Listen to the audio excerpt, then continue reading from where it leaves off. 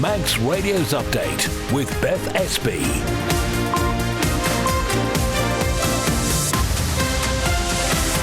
Well, first, my good evening and welcome to your roundup of what's been happening on the Isle of Man today. Coming up before 5:30, we're going to be talking about healthcare on the day the British Medical Association releases what it says are sobering results from a survey of doctors.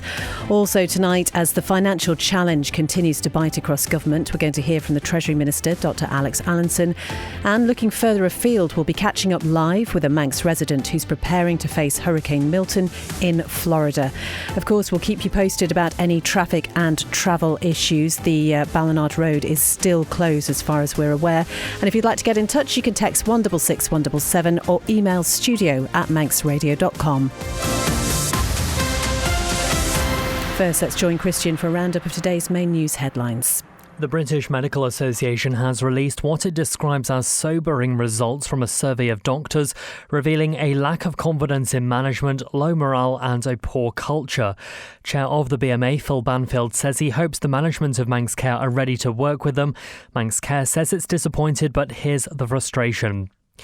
This year's STEMfest has been postponed because of significant logistical challenges, including the continued disruption to the island's bus network.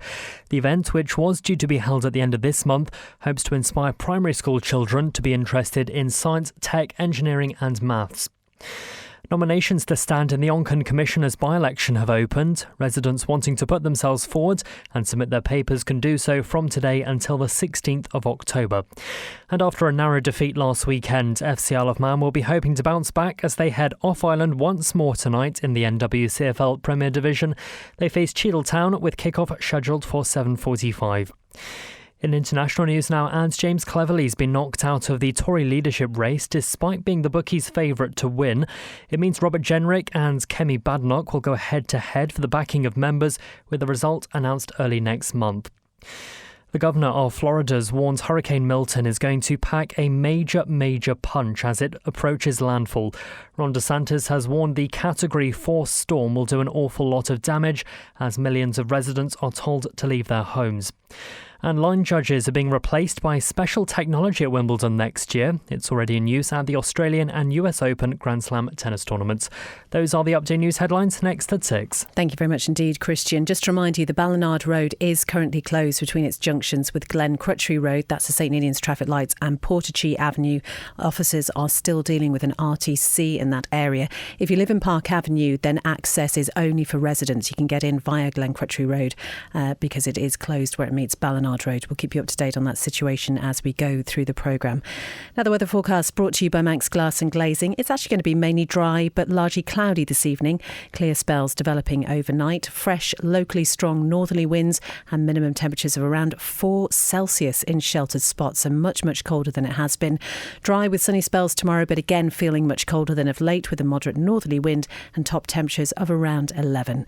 Sunset this evening is at 6:34. Sunrise tomorrow morning 7:38. Manx Glass and Glazing can supply and install single, double and triple glazing. Call 674 573 or visit the showroom on the Snugborough Trading Estate. Making life easier with Manx Mobility at the top of Summer Hill. Are you looking for a stair lift? Look no further with Which Magazine's #1 recommended stair lifts. Now provided by Manx Mobility. Access BDD stair lifts. Call us today on 200 680. Carpetland, the carpet specialist with the island's best value carpets in stock. Often fitted within a week. Furnitureland for 3-piece suites, dining and living room furniture. And a selection of amazing beds. Carpetland and Furnitureland, West Street, Ramsey. Simply income protection from Kestrel Insurance. A choice of benefits. Simple underwriting and peace of mind with a regular income for up to 2 years if you're unable to work due to illness or injury. Kestrel Insurance is registered with the Isle of Man Financial Services Authority. Direct cremation is just that, an affordable and simple cremation without all the costs associated with a funeral service. Find out more by visiting directcremation.im or phone Direct Cremations on 478 422. You're listening to Update here on Manx Radio. It's coming up to 5 past 5. So, the Treasury Minister has been reflecting on the current situation facing government departments and Manx Care regarding budgets and news of overspending. So we know that with regards to health, a rise in the higher rate of income tax was implemented following February's budget, with the money generated from that being ring-fenced for healthcare. Now, last week, Manx Care announced plans to cut the amount of elective surgeries it carries out in a week in a bid to save money, and that has naturally led to a great deal of comment and debate. In an extended interview on Breakfast this morning, Dr. Alex Allinson was asked about whether or not Manx taxpayers should be expecting to pay even more. We were working out the budget now. I think it's safe to say that, as I said, with the management accounts, we have tried to identify where these costs are coming. I mean, supplies and services are currently £6.4 million over budget. Things are more expensive than they were last year. My job is to try to balance that budget.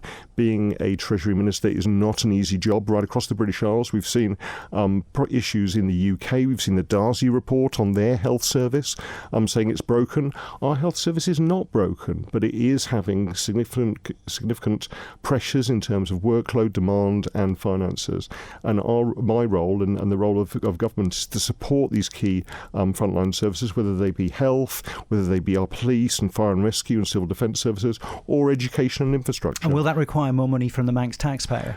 The budget at the moment, we are not looking at tax increases, no. But what we are looking is having to make some difficult decisions about how we prioritise those. Health is incredibly important, but we must not take our eyes off other important factors for the way we run the Isle of Man and we provide services, particularly things like education, our security, our connectivity and our infrastructure. All those are important as well. If there's not likely to be a tax rise, you mentioned a moment ago that Treasury working with Manx Care to provide additional assistance on the budget. Does that then mean that realistically there will have to be more service cuts? I think what Manx Care will be doing over the coming weeks is looking at some of the services they provide, some of the ambitions of the mandate they may have to pause or roll back, some services that they provide may have to be reduced, and some may have to be cut. I think this is a responsible thing that when you get halfway through the financial year, if you spot an overspend at that point, if you know that you're heading out of your budget, it is absolutely responsible to try to reset that, to look again at what your priorities are and make sure, particularly with the winter coming, that your A&E departments, your ambulance services are absolutely properly resourced. And that may need you pruning back on some other areas of the significant services that Manx Care provide. That is the Treasury Minister, Dr. Alex Allinson. He was speaking on Breakfast this morning. You can hear that interview in full at manxradio.com in the latest edition of the Manx Newscast. It's coming up to 8 minutes past 5. Now, you might remember that we had an interview on earlier this week with the Managing Director of the Steam Packet, Brian Thompson. And in that, we were told that some changes would be coming regarding pricing. Well, I can tell you that in the past few minutes, that news has dropped, and news editor Tessa Hawley joins me now. Tessa, as I say, this is breaking news as far as we're concerned. What do we know so far then? What's happening? It really is, Beth. I mean, in the last 5 minutes, we've had some information through from the Steam Packet company. Now, what they are saying today is that they are announcing a strategic reset to the fare system. Now, this is going to make ferry travel more affordable, more accessible and more transparent for customers across a wide range of private and business sectors. And what the Steam Packet is saying is that it's listening to passenger feedback and trying to improve the service to provide customers with an affordable, reliable and high quality service. So they're calling this a customer first strategy. Is there any indication of exactly what that's going to mean for people in general? Yes, and actually I think it will be quite positively received. So if I just give you sort of the headlines, there's going to be a 10% reduction in flexi fares. There's going to be harmonisation of driven and unaccompanied freight rates. Private vans will now be bookable online. There'll be an extension to the published schedule, and children will travel for free. Oh, so have we got any indication of what a child means in the Steam Packet terms? Yes, so all children under the age of 16 years of age will travel for free, and that's all year on all sailings and regardless of ticket type. So as you say, Tessa, I think this will generally be very well received. We'll have the details of this very shortly for you online. But Tessa, thank you very much indeed. It's coming up to 9.5 minutes past 5. Can you remember what you were doing a year ago today? Well, it has been 365 days since the bombshell, and it did really come out of the blue, that ShopRite had sold out to Tesco. So since then, the job of turning the 9 stores into new Tesco stores has been underway, and John Moss has this report. A year ago, this was a ShopRite store up in Port Erin. Now, of course, it's a Tesco store. It's one of the ShopRite stores that have been transformed into a Tesco store around the island. There are 1 or 2 things still to be done. In Peel, they still have to renovate the store there. But a year ago, I think it's safe to say that the news that Tesco was taking over the ShopRite organisation took everyone outside those organisations completely by surprise. Certainly when I went out minutes after the announcement was made and talked to people up in Douglas and Victoria Road, they were surprised. It's a surprise. All 9 stores. Did you know? No idea. First you've heard. Yeah, I've heard about that, yeah. It's going to change your shopping habits? Are you still going to come here, despite the fact it's got Tesco above the door? Probably, because it's the closest to where I live. We do actually shop Tesco. So it won't really affect you? No, not really, but it's sad for the island. Oh, wow. It's a shame because it reduces the choice on the island that we're going to have. You're joking. I'm not, no. They've sold them. They've sold all 9 stores to Tesco. ShopRite? ShopRite have. No, I had no idea. All 9 stores? I had no idea. Well, let's move inside this now Tesco store and see what's changed. Well, the layout as you turn the first corner is more open, from what I remember. But here's the alteration I suppose gives this store the Tesco look. Previously, the aisles ran the length of the store, away from you as you came in. Now, and this is perhaps a reflection of the way the original Tesco store on Lake Road in Douglas is organised, now the aisles are running across the store, as within the Lake Road configuration, leading towards the row of cash tills. It does look more open, perhaps. I spoke to 1 or 2 shoppers for whom it was shopping business as usual. One comment was that, well, we've heard this before, there's not enough local produce. And that's a discussion which has been going on, well, since the cows came home. John Moss reporting a year ago today on the fact that ShopRite sold all its stores to Tesco. So it's coming up to 12 minutes past 5. Our main news story today is about the British Medical Association, which has released what it describes as sobering results from a survey of doctors, revealing a lack of confidence in management, low morale and a poor culture. Well, Christian Jones is with me now. And Christian, you've been keeping an eye on what's been coming out today. And I would think it's fair to say it's a fairly bleak analysis of the current working conditions in Manx Care. That's probably a reasonable word to describe it. But firstly, this survey was compiled by NHS England and King's College London and was sent to 155 doctors employed by Manx Care. 83 of them responded. Some of the findings include doctors saying they feel overstretched and under-resourced. 67% don't believe they have the resources they need to do a good job, and 80% saying they don't have sufficient time to do their job well. There's a very long list of statistics, but ultimately they don't paint the culture in the best light. So as you say, this is a survey of the culture, the working conditions within the health body. Do we know if any of these are recurring themes if we compare them, say, with previous surveys? Yes, we do. We've heard things before like toxicity and a bullying culture before, but the BMA does say the BMA does this survey every year, so that makes analysing whether these improvements have been made a bit easier. Let's compare with, like you say, last year's results. Back then, 56% disagreed or strongly disagreed that they had enough resources to do a good job, while 40% felt they didn't have sufficient time to do their job well. So there's a slight worsening of the number of doctors who say they don't have the resources to do their job effectively, but actually quite a large jump in terms of lacking sufficient time. Back in 2023, Manx Care's response to the survey was that it's a learning organisation and it has put cultural change as one of its 3 priorities. Arguably, the BMA will say that hasn't happened, but no doubt Manx Care will say it's not a quick fix and will take time. Well, let's go to Manx Care then. Have they responded to this year's survey? And if so, what have they said? said. Manx says it's disappointed in the results and that it hears the frustration of some of the medical workforce and remains willing to listen. It does acknowledge that the last 2 years have been incredibly financially challenging and has resulted in restrictions on money available to negotiate a pay settlement for doctors, which is still not resolved. The health body adds it fully recognises the difficulties that this situation generates for all parties and the impact it has on morale. Manx Care will submit, well, it has submitted its own all-staff survey too, and as that name suggests, to all staff, which hopes that'll give a better picture of what the situation is workforce-wide. Thank you very much indeed, Christian. You can find out more about this story at manxradio.com, and it will be covered in more detail on Breakfast tomorrow morning. It's coming up to 5:15. Let's turn our attention to business now, and the Chief Minister highlighted the importance of public-private sector collaboration as he opened the Countering Financial Crime Conference at the Villa Marina this morning. Addressing an audience of almost 500 people, he called on everyone to play their part in maintaining the integrity of the island's financial services sector. Alfred Cannon said that combating financial crime requires a robust and coordinated national response. He went on to say we must keep pace with developments, maintain high standards and work together to protect the island from those who seek to exploit our financial systems.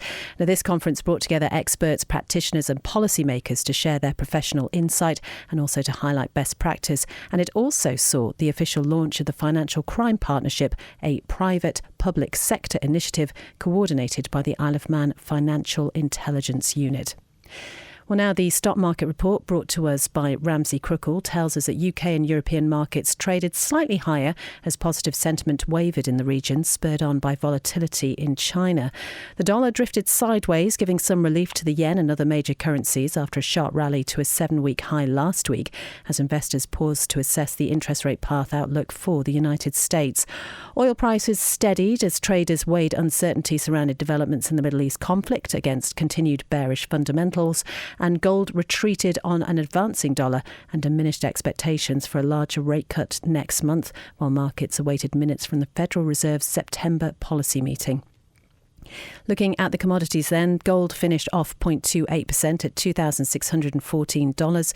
Brent stands off 1.11% at $76.57. At the close, the FTSE 100 was up 0.65% at 8,243. And a short time ago, the Dow Jones was trading up 0.64% at 42,350. And the Nasdaq was up 0.44% at 18,262. I'm running late again. Do you know where I put my car keys? In the fridge. Where's my phone? Under the dog basket. Bye. You haven't forgotten that we're seeing Ramsey Crookall later? Oh, no, of course not. 5 p.m, is it? 2:45. I'll be there. Life is busy. That's why Ramsey Crookall's team takes time to help you make a mindful investment decision, considering all the options, giving you full control of your financial future. Less stress, more assurance. Forgot to put my shoes on. See how we can make your money work for you. Call 717171 or visit ramseycrookall.com. Licensed and regulated by the Isle of Man Financial Services Authority. Manx Radio Travel, driven by Quayside Tyres and Service Centre.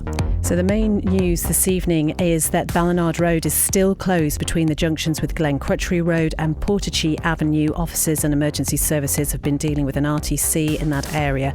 Park Avenue is limited to access only for residents. That's via Glen Crutchery Road because it is closed where it meets Ballinard Road. So for the very latest on that, do stay tuned and we'll post the very latest as well on the Manx Radio Facebook page. Everything else though down at the airport and the steam packet looking good at the moment. Quayside Tyres and Service Centre with 1 year's free engine warranty from Castrol. Get more with Quayside. It is coming up to 18.5 minutes past 5. So as more than 1 million people flee Florida, Hurricane Milton is barreling towards America, bringing knee-deep waters to parts of Mexico. There are huge evacuation orders in place, flights have been cancelled and attractions like Disney World have been shut. Now, this storm's varied in degrees of strength over the past day or so, but it is now expected to hit tomorrow as a Category 4. And island resident Marco Leonetti is actually in Florida and we can join him live now. Marco, what can you tell us? What's the situation like there now? Okay, obviously it's quite tense with everybody hunkering down. Different zones are currently they've been either evacuated up at Fort Myers and beyond that, Sarasota. Our area is a non-mandatory evac, so we've put up our shutters and we're just hunkering down. Some friends from the Isle of Man have a place up in Sarasota. They've come down to us. But I don't know if you can hear, I'm stood outside. There's bands of rain starting to hit Naples head on now. So, yeah, the next few hours is going to be quite intense. And have you got an idea of what to expect? Obviously, we're seeing the reports of how they're expecting this storm to hit. But are you being given a lot of information out there? Oh, yeah, it's constant. This is a Category 4. It's travelling quite quickly, but when it hits landfall, probably around about midnight tonight, it will hopefully speed up and lessen, but it is catastrophic. Florida hasn't seen anything like this historically for over 100 years. And Marco, have you ever been involved or been in a situation like this before? Yeah, we were, unfortunately, we were here when Wilma hit Naples head on. Storm surges then were 8 foot. We didn't get any damage, but they're now predicting storm surges of 15 feet, which is incredible to imagine that amount of water coming straight at you. It's non-survivable. And obviously, mayors up and down the West Coast have told people you leave or you die. It's as simple as that. And presumably, just listening to that, I mean, the anxiety must be running so high. Preparations presumably been going on for the past couple of days. You've known that this is coming, been stockpiling and everything in the house. But how is everyone with you feeling, Marco? No, it's fine. We're in a hurricane-proof house where we feel quite safe. As I say, our friends have come down to us. They took a 1.5 hour trip down I-75. It took them nearly 4 hours with the traffic as everybody's trying to go either south and towards Miami or north into South Carolina. But as I say, no one's going to escape this. Somebody is going to get it. And all we can do is move as much inland as possible. We're in Zone F, which A, B, and C and D are mandatory now, so we're out of that danger zone. Well, Marco, that is great to hear. We wish you all the best, and I bet you're looking forward to coming back to the Isle of Man soon, aren't you? You know what? I don't even know why I'm here, but there you go. I'm glad I'm here because obviously when this passes in the next couple of days, we could get ourselves out there and try and help as many of the neighbours as possible to start trying to get some of their lives back together again. Oh, Marco, that's lovely. Thank you so much for talking to us. Really appreciate it. Yeah, I appreciate that. Good luck to everybody. Stay safe. Thank you. And to you, Marco. That is Marco Leonetti, who is currently in Florida. And we're seeing those BBC reports of just how awful that storm is looking. So we will keep up to date with how he is doing over there. 22 minutes past 5. Well, having suffered a narrow defeat last weekend, FC Isle of Man's hoping to bounce back tonight in the NWCFL Premier Division at Cheadle Town. The Ravens beat their opponents this evening in the reverse fixture at home just under a month ago, but manager Paul Jones says they're really aware of the dangers that their hosts could pose them later on. They try and play from the back, and the manager's got a way of that he wants them to play, and they're committed to that, which is great. I think we knew what they were going to try and do, and that first 20 minutes of the home game, we were excellent and went 2-0 up quite easily and felt in control, and then we just backed away a little bit. We were a little bit yard off where we needed to be, and that allowed them to move the ball like they wanted to and get up the pitch a little bit more and put us under a little bit of pressure. And I expect them to try and play like they always do, and we have to be right at it and on the front foot for the full 95 minutes and not think that we have to play 20 minutes of football to win the game. Any major changes from the weekend? It is another quick turnaround. Well, as it stands, the last quick turnaround in midweek of the season. Yeah, there were a few. Ronan's unavailable because of work commitments. Tom Creer's unavailable. Kyle had a suspension on Saturday, but he's unavailable due to work commitments today. So that's 3 players that we'd like to have with us, but we can't. Ben Wasser's sick, came down with a vomiting bug last night, so he's had to be a late withdrawal. So Jamie Corlett's travelled, which is good to have him back. And then the young lads on the bench, Joe, Leo Tregurtha again, and Nathan Little coming in for the first time this season. You find yourself still in this quite lofty position in the table, and from yourself and in the players' perspective as well, how much do you try and ignore that a little bit and just focus on the 90 minutes in front of you? We're always just looking to improve our performance week to week. We're in a place at the moment where, as I say, we're very competitive in every game that we're playing, and we've got some really good results. We all feel that we could be sat, with more points on the board at this time of the season. We are where we are, but there's lots of teams with games on us. I'd always rather have the points on the board, so we feel like we're in a really strong position, and now the big challenge is to push on again. That is the Ravens manager, Paul Jones. Cheadletown versus FC Isle of Man kicks off at the Ground Up Solutions Stadium at 7:45pm. Rob Pritchard, sports editor, we wish them all the best for tonight. We do indeed, and there's been plenty going on elsewhere today. We're going to start with darts because it's been a busy first day for the Isle of Man at the 2024 WDF World Masters taking place in Budapest in Hungary. Well, this morning and this afternoon the focus has been on the men's and women's singles group stages. The island has 6 female competitors at the event. They are Janet Bailey, Sarah Corkill, Jessica Corlett, Margaret Kelly, Nicola Libreri Lane and Sophie Moore, all of whom were in action earlier. It was Kelly who got the only victories for the Isle of Man in the women's group stage, winning 2 of her Group BM matches to progress. Meanwhile, 4 men's competitors in Aaron Bradley, Kevin Lane, Robbie Lawson and Robbie Nelson have been taking part in this afternoon's men's group stage. The standout displays there were from Aaron Bradley, who's recorded 3 straight wins with his 4th group contest later this evening, whilst Kevin Lane has also impressed with 3 wins from 4. The competition will run until Sunday. Well, elsewhere, 8 Ireland hockey players have been invited to take part in an ongoing initiative to develop some of the most talented young players in the UK.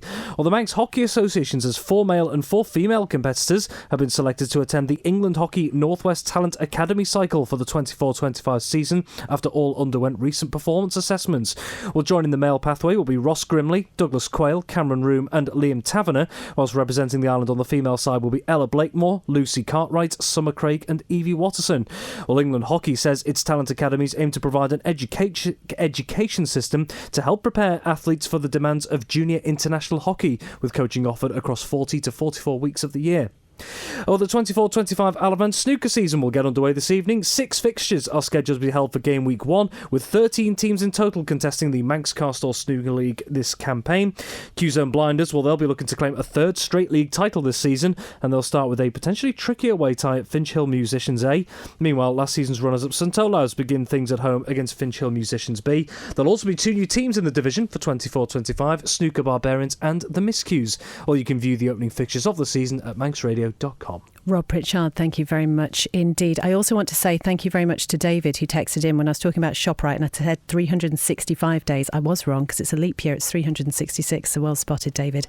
Just a reminder that Ballinard Road is still closed. That's between its junctions with Glen Crutchery Road and Portachi Avenue.